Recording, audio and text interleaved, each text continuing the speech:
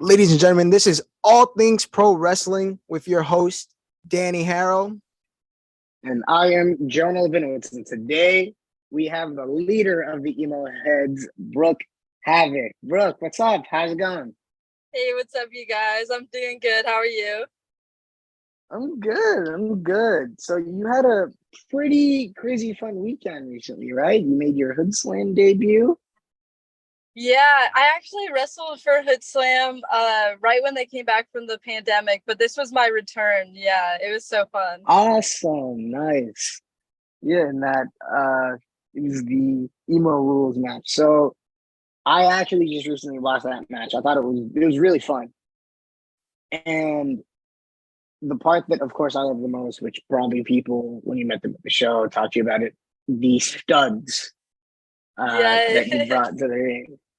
So, where did you get those studs? I'm curious. Did you take them off of like something that had studs on them? Did you just buy them separately? Like, I'm I curious. actually went to the craft store and I just got a bunch of studs. And of course, like there's no way to present studs other than a Hot Topic bag. So I just threw them all in there. I was like, this is going for the Emo Rules match. That's awesome. And I love the bulldog off the wall spot with a little Vans action, little off the wall. I love that. I thought that was really really funny. It Thank was a you. really Yeah, fun there match. was that little like DJ station there, and he was trying to throw me in it, and we got to reverse it into the acid drop, and I like to call that move the Brook 182. Oh, what? That's so sick. Love that. So, Thank you. I'm a very very big pop punk guy. Very big also into black craft as well. Uh, so speaking of pop punk and emo in general, you made your emo night, you know, debut. You debuted at GCW emo night, and what was that experience like for you? Because that was your GCW debut. GCW has a lot of weight this day and age. So I'm just wondering how just what was going through your head with all of that, with your match with Janai and Sandra Moon. Yeah, so I it's crazy how all of that came up because obviously uh the promoter had posted it on Twitter and everybody went crazy and they were tagging me and stuff. So like I had tried to get on GCW a couple times and uh they have like their certain set of people and stuff, but basically the internet got me a shot at a GCW debut as the leader of the Emo Heads. And there's like no better place for like me to debut for GCW, I would think, than Emo Fight. So I was just so hyped to be there. And then Janai Kai and Sandra Moon are two people that have been on my list and stuff. So to get to be in the ring with them was really cool. And just the whole experience with the fans and stuff, WrestleMania weekend was so much fun for me. That's awesome. I love that. I watched that match recently too, and it was just like it made me invested. Like I was invested in the match, but also the little slide, like with Janai sitting, not wanting to do anything, and then just creatively, just you and Sandy just working together, making sure that hey, come on, let's go. But it was great. It was really really fun. I loved it. Yeah, for me, emo is fun and not so like sad and stuff. So I was like, hey, Sandra, let's not let her ruin our emo night. Let's team up together and stuff. But I definitely think Janai and I need to have like a full singles match together. I feel like that'd be really fun. Absolutely. I also think that would be very fun. so real quick, right? I kind of want to bring it all the way back to when you first started training. You trained at the Nightmare Factory with Cody Rhodes, Glacier, QT Marshall.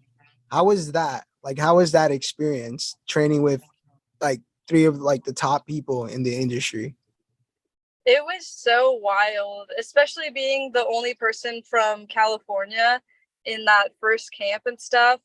I had originally applied not thinking anything would come of it, and I got the call from QT's wife, Carolyn, who's the nutritionist for the Nightmare Factory, and she like formulates the workouts and stuff like that. And she said that I was invited. So I basically had a month to pack up my whole life in California and move out to Georgia for a while. And it was just so crazy. Even like showing up, I wasn't really expecting to see like Cody and QT like immediately and stuff like that. But I showed up to that first day and they were there, and I was like, this is crazy. This is so real. And they showed up almost every single day of our camp. We maybe missed Cody or QT like once for TV stuff. Of course, he's super busy now, but yeah, we got really lucky with that first camp. Was there like, how do I say, was there a lot of pressure knowing it's like Cody Rhodes and QT, or was it like, you know what, I'm gonna go in there and do my stuff? There definitely, I did feel like there was a lot of pressure because, of course, like this has been a dream of mine since I was like 7 years old. So I definitely wanted to stand out in the camp and get my shot and stuff like that. So I was just trying to do my best and learn as much as I can from them. And mostly I was just focused on learning and having fun, and it kind of just like took off on its own. So it's crazy how that works. Awesome. And then, I mean, from that, we also have seen you on Dark a couple of times. How was like that experience and like just being backstage and getting booked on Dark a couple times? Yeah, so that's actually like such a crazy story too, because I had my Nightmare Factory debut, like the Nightmare Factory showcase. That was my first match. It was a tag match. And then I had previously in the camp interned under Britt Baker. We had this little thing where a few people were selected to go out to AEW. They would tag up with an actual wrestler from the company, and you would just see how it is a day in their life and stuff like that. And mine was with Britt Baker, and she ended up messaging me on Twitter after the showcase aired, and she was like, that was like really good. We have to have a match now. And I was like, yes, that's the dream. And I didn't think it would actually happen. And then I came back to the Nightmare Factory, and Cody was with his new camp. And he was like, hey, everybody, this is my favorite student, Brooke Havok. And I just was like laughing and stuff. And then he was like, hey, Brooke, did you hear that you're going to TV next week? And I was like, what? Excuse me? And so then he told me that like that was happening, and it took everything not to like tear up in the moment, especially because I was in front of like a whole group of people, but I was like, this is so wild. So I definitely was like, it was such a surreal moment, and I was really excited to get to do that, and then also really nervous to be like the first student from the Nightmare Factory having to represent and like do well and stuff like that. But I couldn't have gotten like a better person to have my very first singles match with than Britt Baker. She's like so good. Do you still kind of carry that weight on your shoulders when you're wrestling at shows where it's like, you know, you're a student from the Nightmare Factory and people look at that school as like a big school because obviously of the trainers and stuff. So do you still carry that weight on you when you go to shows and stuff? Always, yeah, because the Nightmare Factory is such a great school. I would say like one of the best in the country right now. So I always want to make my coaches proud and just like represent the school well. So that's like the biggest goal of mine is in these indie matches that I have everywhere, just to like put on the best show I can and just represent the school very well. Do they still keep in touch with you like every other day and stuff like that? See how you're Yeah, doing? it's crazy because like that's that's a wild thing for me.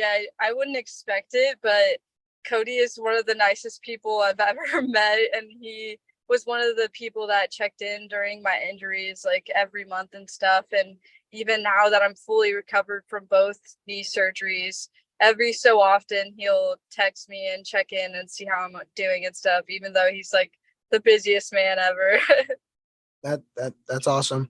Um, well, since that was kind of brought up, I just kind of want to touch on that real quick. Don't want to spend too much time on your knee injury, but how crazy was that journey in general?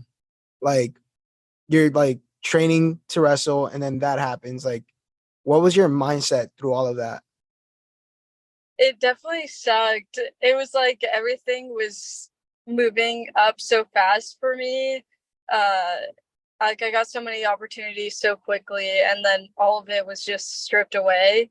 So it definitely gutted me a lot, and it messed with my mental and stuff like that. But there's nothing else in the world that I could see myself doing. So that itself just made me super motivated and stuff. And just having the great support system that I did with the Nightmare Factory, everybody on the internet and stuff, and a bunch of people that reached out from AEW checking in on me, all of that motivated me. And QT actually has this documentary.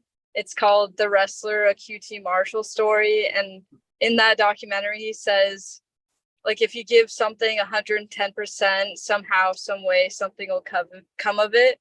So that's like a quote that I always think of, and I'm I'm just gonna give everything I can till like I make it, you know. And speaking on your coming back process, I know that you had the pleasure of working with Natalia and Tyson Kidd. Just what was that like? Because both Natty and Tyson are incredible talents, they're incredible people. Tyson, in my opinion, is an incredible producer. So, what was it like, kind of not relearning, but just, carrying that new weight of, okay, I had this happen to me. I'm ready to step back into recovery and, ready to get back into action. So, what was that like for you? Yeah, that was one of the most nerve-wracking but exciting moments in my like wrestling career ever. Getting to work with them, I've looked up to both of them. Like TJ has one of the best minds for wrestling, and Natalia is like one of the goats of women wrestling. So it was really cool to get the opportunity to go out there and train with them. And at the dungeon, I honestly don't think I've ever experienced the caliber of training at any other school. I've been to like multiple schools, and they just go so hard. It was like such an intense workout, and I felt like I learned so much in such a short amount of time from them. So I was definitely excited to get to do that.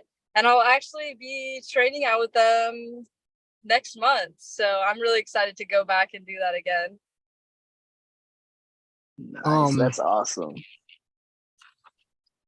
so real quick, like you faced Britt Baker on AEW Dark, but you also faced the likes of Layla Hirsch, Emmy, Athena. How were those matches? How was working with those talents as well? It was so fun. It was like such a great experience. Emmy is like one of my favorite wrestlers, and getting to work with her, she's such a goat in like Japanese wrestling and stuff. So once like I heard I got the opportunity to have a match with her, I was just like so excited and nervous and stuff because I wanted to have a good match. And I literally learned a bunch from her, even though it was like not the longest match, but I still learned a bunch from her and had a great time. And then for the Athena match, it was actually in my hometown of like San Francisco and stuff. And I've been to the Cow Palace for shows before and stuff like that. So I I was really excited to get to perform there. And I actually didn't know that I was getting an entrance till like 30 seconds before I went out. So I didn't have like entrance gear or anything on. I was ready to just get preloaded, and one of the producers came up to me and he was like, "No, you have a full entrance." And I was like, "Oh my gosh, what am I gonna do?" And I just went out there, and that's why I'm just like so crazy hyped in that entrance, because I just wasn't expecting it. But it was such a cool feeling to get to have an entrance in my hometown and hear the crowd and stuff like that, and then just have a match with somebody like Athena, who's just so good. So all of those experiences have been like so meaningful to me. After a while, I mean, you were there a few times. After a while, did it get like normal? Like, all right, I got the hang of it, or was every time like, did it always feel like the first time? For AEW, it definitely feels like the first time for me. Every time I have like really bad nerves and stuff, but as I work more on the indies and like do shows every single weekend, I'm starting to feel like, okay, this is actually feeling a little bit normal to me. So hopefully next time I go to AEW, it's not the same super nervous feeling. From just this is just based off me seeing your Instagram stories. You're like booked for a lot of shows. Do you ever like take time to like take everything in? Like from what I think it was like last weekend, I just saw like you're lined up for like a lot of shows on the weekends. Like, does it ever like get to you where it's like, all right, this is too much, or do you have like something you tell yourself where you're like, I can make all of this work? Yeah, I want to do since I came back, my knees feel great. I just want to do as many shows as I can, get as as many reps in as I can to get better and stuff. So I'm here to take on as many bookings as people will let me. It does get crazy for me and stuff like that. So when I come home, I like to go on hikes and stuff and just like put away my phone and just like take in everything that I got to do over the weekend and stuff like that when it gets really crazy. So that's definitely my way of just like detaching from everything and like realizing all the cool things that I get to do. It's crazy. Um, a couple more matches. You faced Masha Slamovich before. How was that? That was another wild one because she's been on my list of people that I want to wrestle, and I was like really nervous for that as well. But she's one of the best, I would say, right now. She's in the top 10 wrestlers and stuff like that. So getting to work with her was like such a cool experience, and it being at West Coast for like a qualifying match for their new title, it was really cool, and I hope I get to work with her again. She's great, and I think Impact itself has like such a great women's division right now. All right, one more match that I watched. It was you against Billy Starks with Lisa Marie as a special guest referee. Tell me about that match. Yeah, that's a fun match. I'm never heel Brooke Havok, but that was the case for that night. So it was a different experience for me, but it was still fun. Billy Starks is somebody that I also wanted to wrestle. I've been getting to check a lot of people off my list recently. It's crazy how fast everything's going, but she like getting to wrestle with her was great. And then with Lisa Marie, it's such a crazy thing to get to say that I got to like work with her and stuff. My knees are still crying from that that match, but it's all good. We'll recover and we'll keep going. Well, you do a lot of singles action, but you also team up with Alan Angels, the Emo Heads. How is it working with Alan from a professional standpoint? It's great. Alan's actually like way more athletic than me and more experienced, obviously. So getting to work with him in these matches is really cool. I learn a lot from him, and like it's just so fun, and I feel like I get better every time I get to work in these tag matches with him. So Awesome. speaking of Allen, I know that he did make an appearance at Hood Slam to help you in your match with Anton Voorhees.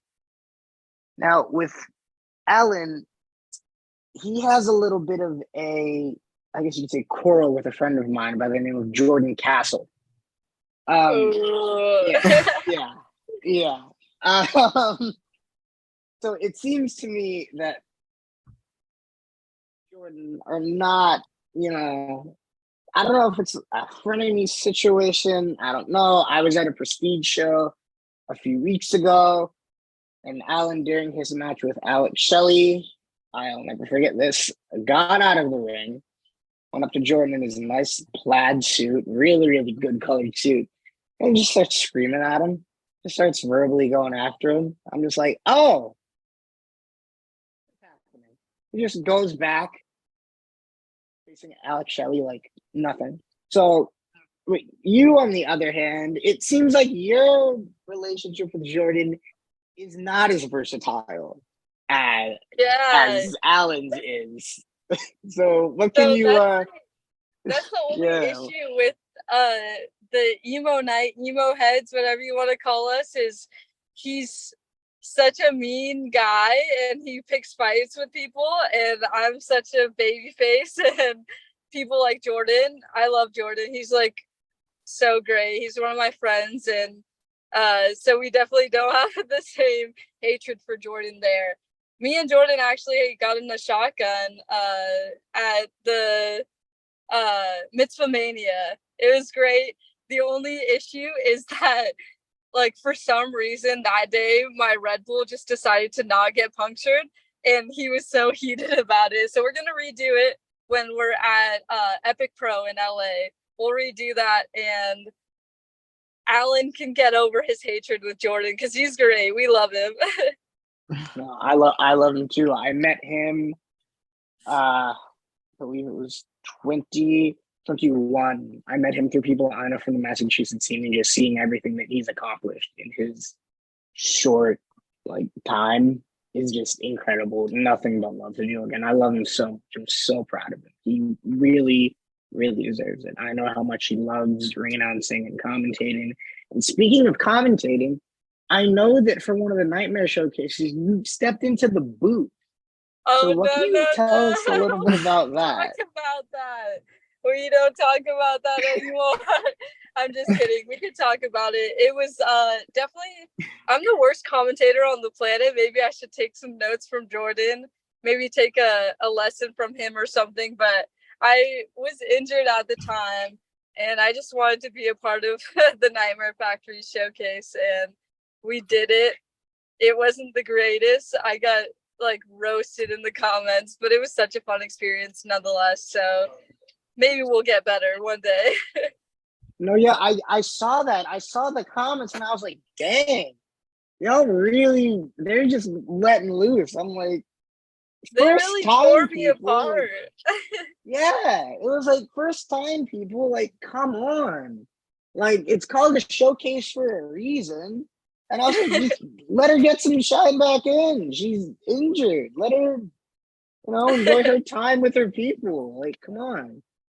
Oh, Mitzvah Mania. How was that? I was not able to watch that, but just how was that? Because I saw the card, I saw the names that were on it. Just how was that? Because honestly, I feel a little bit guilty as a Jew myself with a first name like Jonah and a last name with Owitz. Don't know how much more Jewish I can get. But how was that show?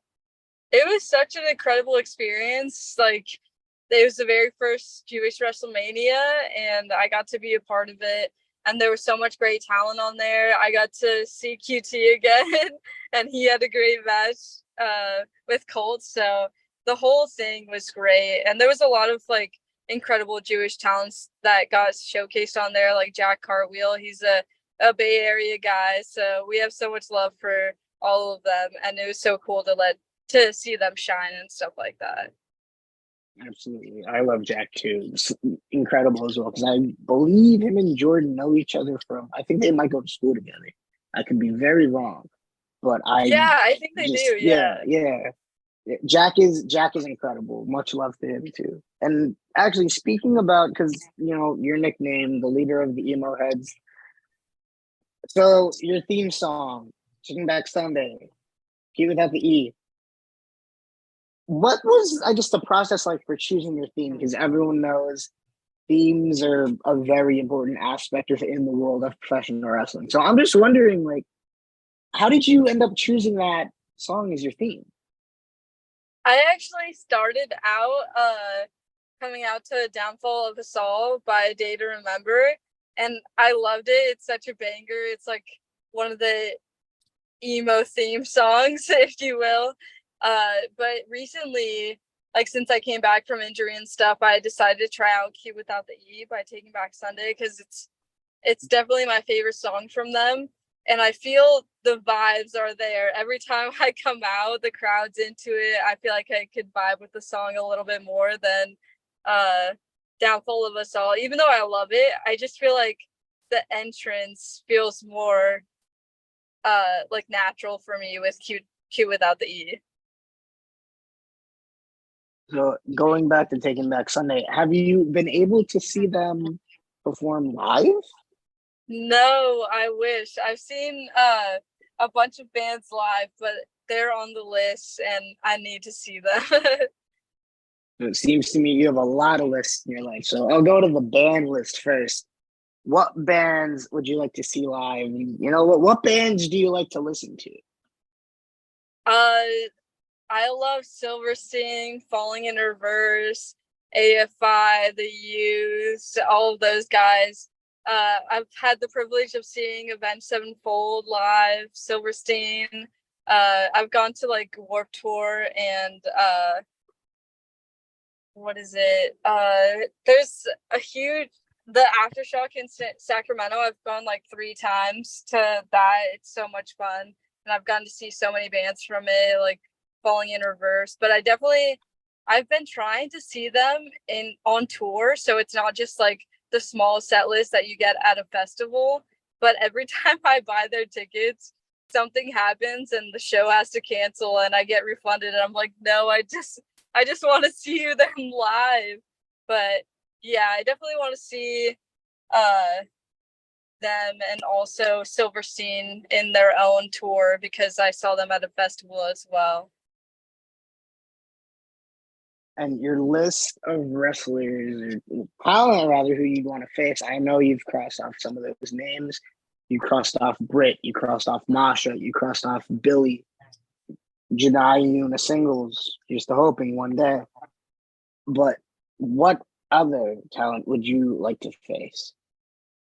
I have a few more. One that I've like wanted to wrestle since I started training is Kylie Rae.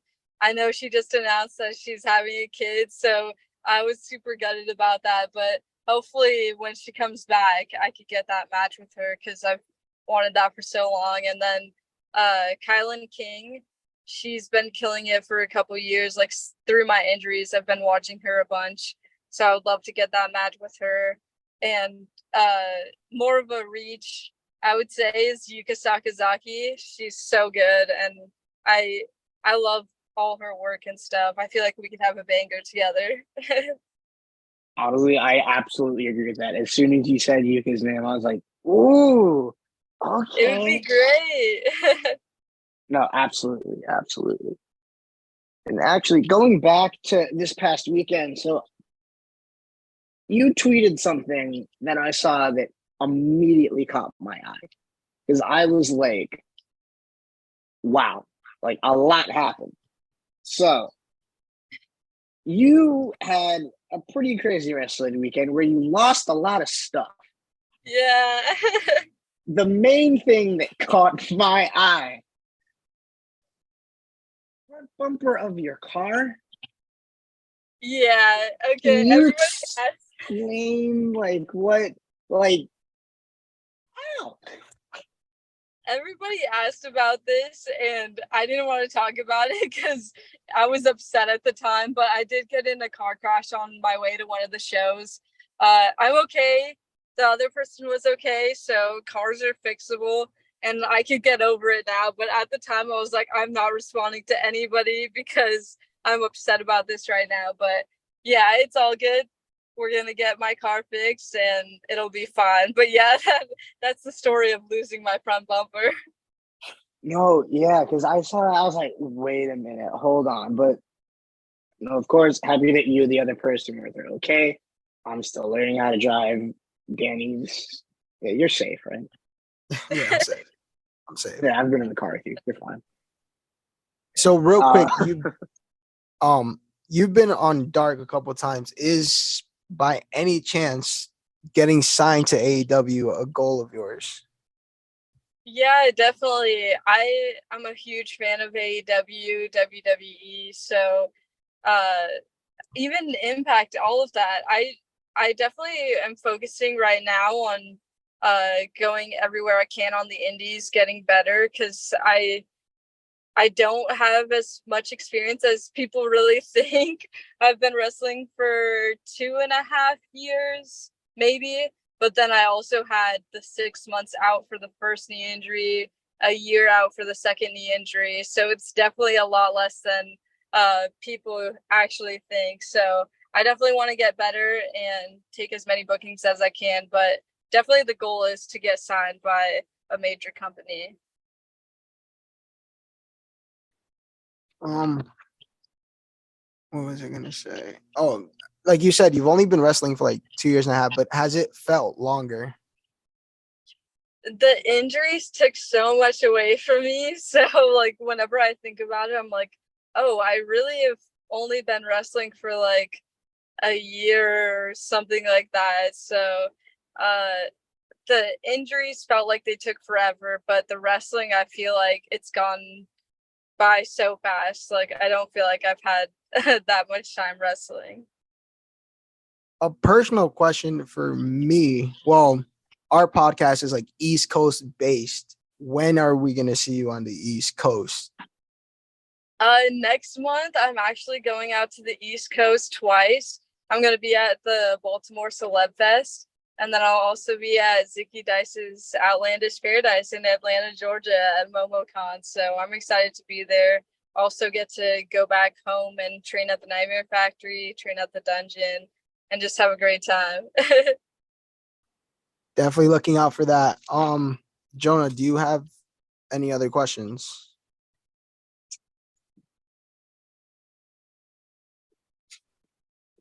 So honestly, what can people expect from you next? Like, I'm very, very curious as to see like what's next for Brooke Havok. I'm over here trying to take over the indies. Hopefully you'll see me somewhere different every single weekend. That's kind of been the case so far. I've gotten the opportunity to make so many debuts, and I'm so grateful for that. Hopefully I could make it over to the UK and Japan. We'll see. I've gotten to debut in Canada, so I'm just trying to have a Brook World tour, you know me? So speaking of world tour, if you had the attention of the whole world for 5 minutes, what would you say?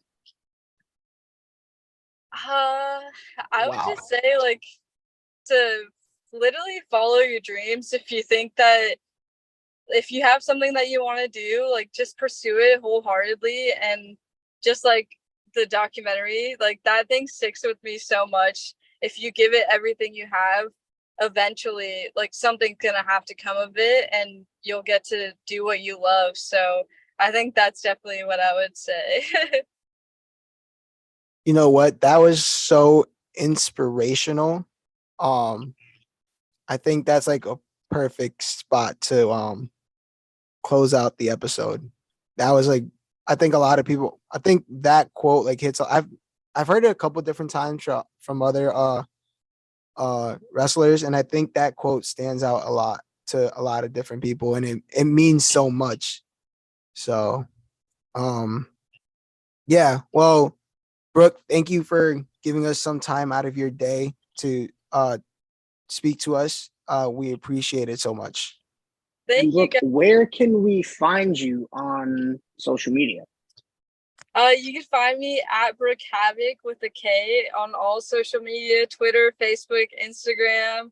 I have a vlog. It's Brooke and Allen Vlogs. I also post mini vlogs on my Instagram as well. Just a minute of my wrestling weekends and stuff like that. So check those out. Definitely. Wonderful. Thank you so much. And hopefully, I'm hoping next time you were able to properly shotgun a Red Bull with Jordan Gaffel. Yes, it'll happen. I promise. We'll be I'm looking out waiting. for that. I'm waiting. Thank you so much, Brooke. Awesome. Thank you guys. Have a great day. You Thank too. you. You Thank too. you.